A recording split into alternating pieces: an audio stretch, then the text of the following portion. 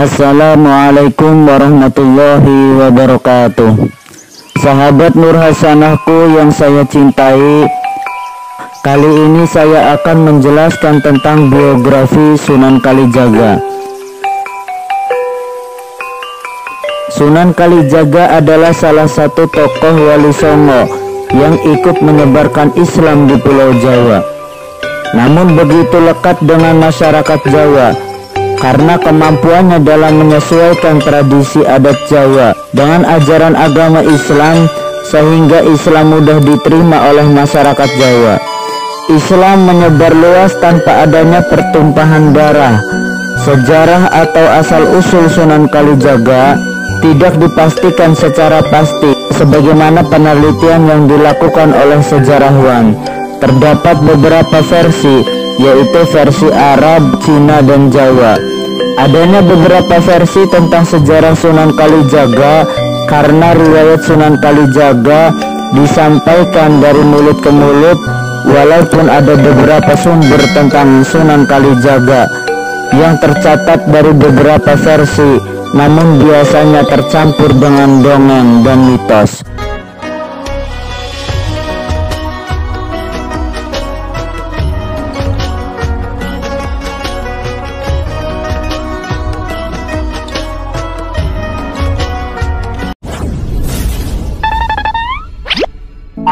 Hai, jangan lupa subscribe dan hidupin tombol loncengnya.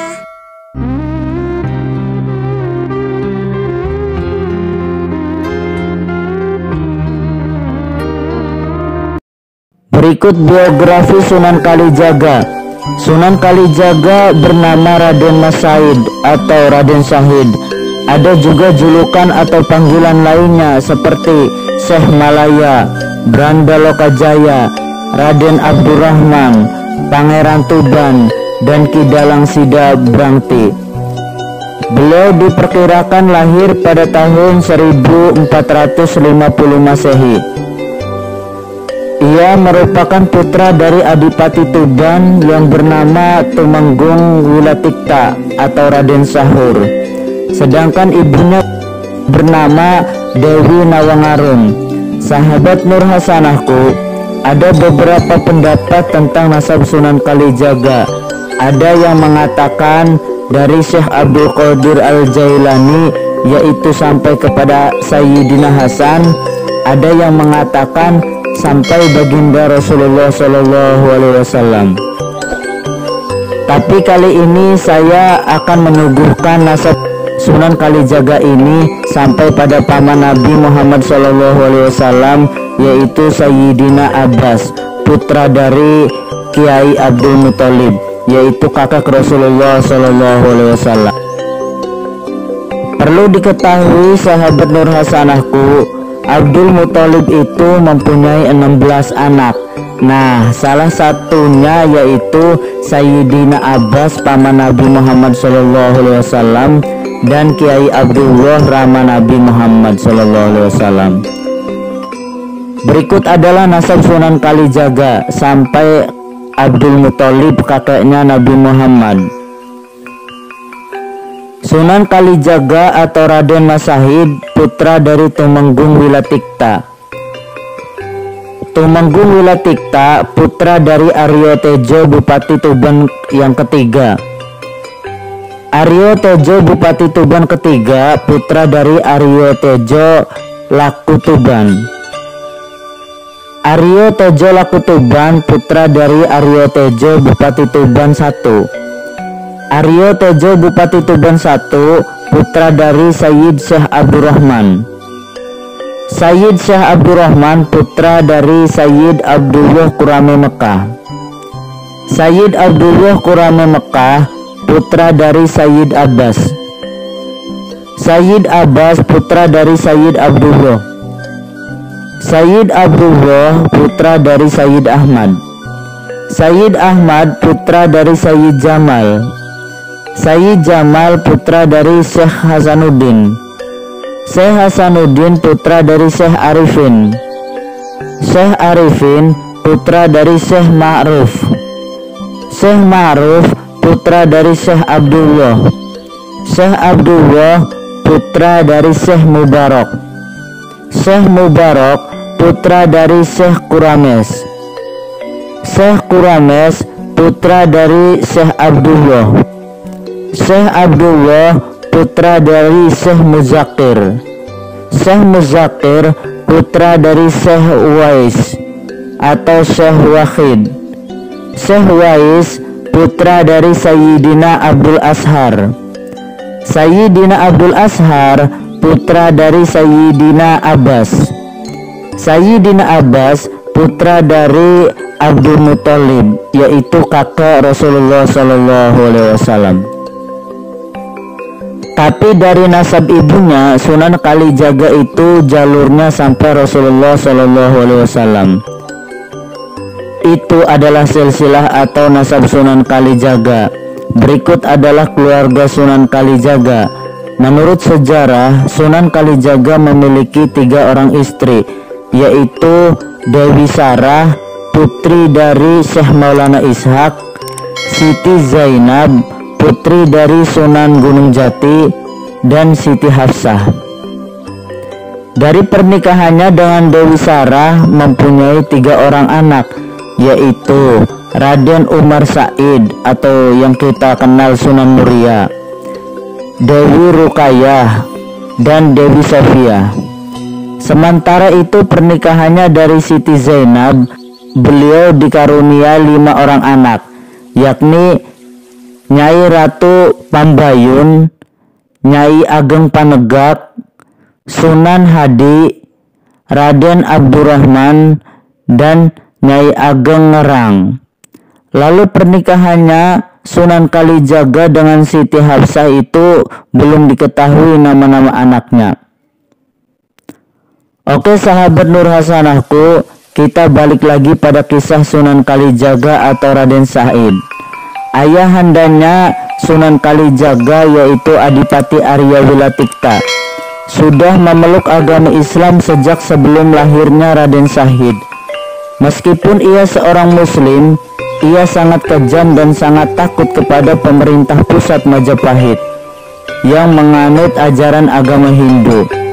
Ia menetapkan pajak tinggi kepada rakyatnya, sedangkan Raden Said muda yang mengetahuinya tidak setuju dengan kebijakan ayahnya, sehingga Raden Said sering melanggar akan kebijakan-kebijakan ayahnya yang berdasarkan pada kebijakan kerajaan Majapahit pusat.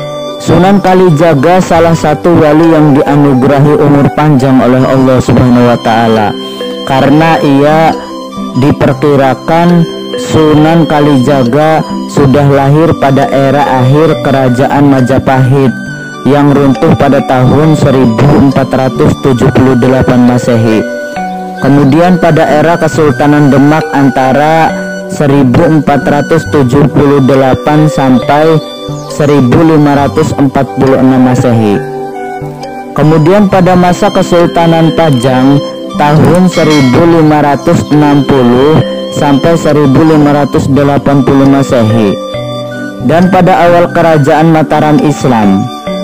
Kalau ditinjau peranan Sunan Kalijaga dalam pengangkatan penembahan Senopati menjadi Sultan Mataram, berarti usia Sunan Kalijaga mencapai 140 tahun. Raden Said sudah belajar agama Islam sejak kecil. Pada saat Raden Said menginjak dewasa, ia mengenal masyarakat luas yang mayoritas mereka berprofesi sebagai petani. Ia mulai merasakan kehidupan yang mencolok antara kehidupan di kadipaten yang ia tempati dengan kehidupan di desa. Perbedaan tersebut membuka pikiran Sunan Kalijaga yang terisi nilai-nilai yang mulia dari ajaran agama Islam, yang antara lain mengajarkan tentang puasa dan membayar zakat, serta betapa pentingnya mengasihi dan memperhatikan orang miskin. Akan tetapi kondisi masyarakat Tuban yang diliputi kemiskinan, kesengsaraan masih dibebankan dengan beratnya upeti atau pajak yang dilakukan pemerintah pada saat itu.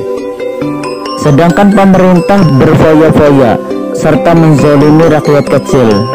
Kegelisahan Raden Syahid akan keadaan rakyat kecil itu sudah disampaikan kepada ayahandanya.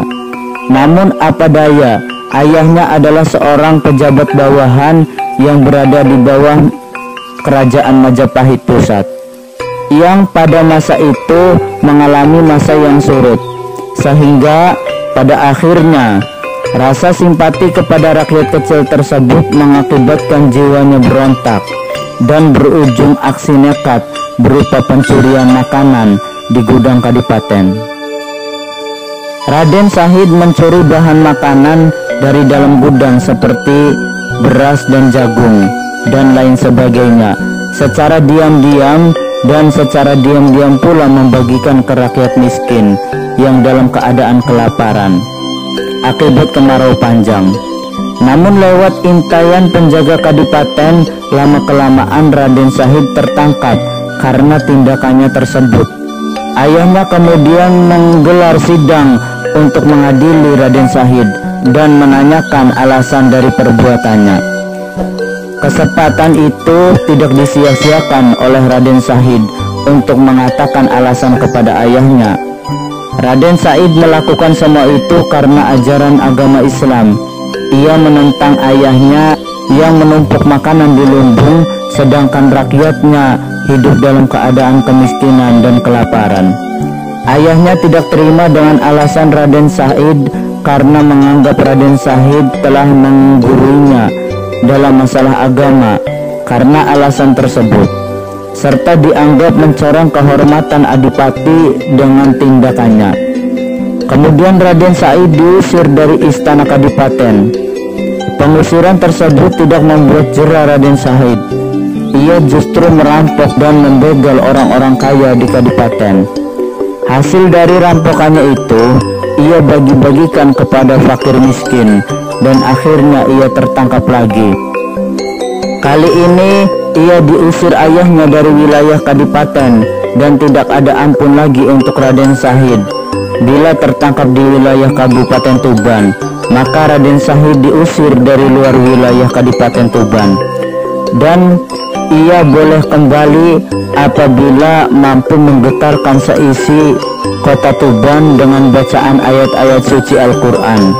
Setelah itu Raden Syahid mengembara dengan tujuan tidak pasti, namun dengan misi yang sama, yaitu merampok dan mencuri untuk rakyat kecil.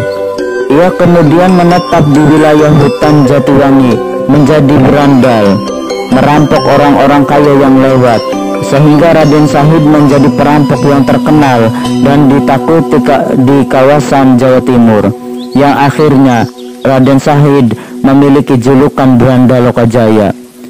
Lokajaya berarti dari kata loka, yang berarti tempat, wilayah atau daerah, sedangkan jaya yang berarti bahagia atau menang, sehingga Lokajaya dapat diartikan sebagai berandal budiman penguasa daerah.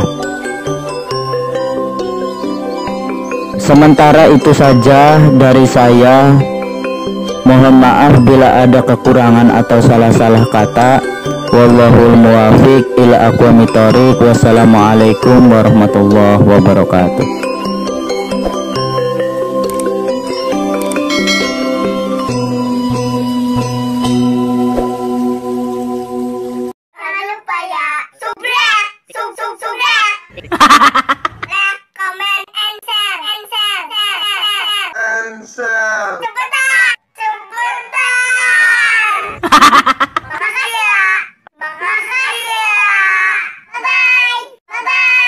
Bye-bye.